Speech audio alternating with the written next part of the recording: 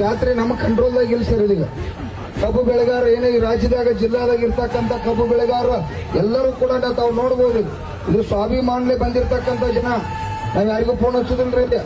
ನಾಳೆ ಜಾತ್ರೆ ತುಪ್ಪ 1 ಲಕ್ಷ ಮಂದಿ ಕೂಡ್ಬೇಕಂತ ಕರೆ ಕೊಟ್ಟು ಅಂದ್ರ 1 ಲಕ್ಷ ಮಂದಿ ಕೂಡ್ತಾರೆ.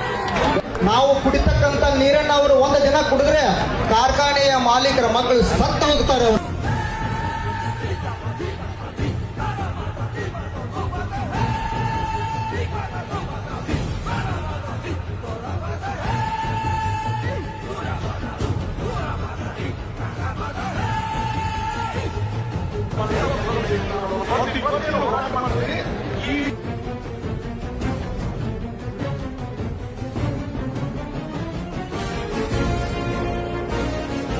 ಈಗ ನಾವು 5 ದಿವಸ ಕೂತಿರ್ಲೇ ಇಲ್ಲ.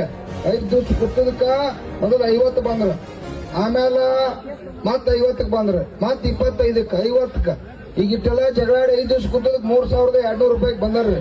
ನಿನ್ನ ಜಿಲ್ಲಾಧಿಕಾರಿ ಅವರು ಕೂಡ ಬಹಳ ಪರ್ಸನಲ್ ಆಗಿ ನಮ್ಮ ರೈತರ ಸಂಬಂಧ ಕಾಳಜಿ ಹೊತ್ತು ಕಾರ್ಖಾನೆಯವ್ರ ಜೊತೆ ಮಾತಾಡಿ ಅದನ್ನ ಒತ್ತಾಯ ತರ್ತಕ್ಕಂಥದ್ದು ಕೂಡ ನಿರಂತರ ಪ್ರಯತ್ನ ಕೂಡ ಆಯ್ತು. ಅವ್ರದೇನು ಇಲ್ಲ ಅಂತೇಳಲ್ಲ.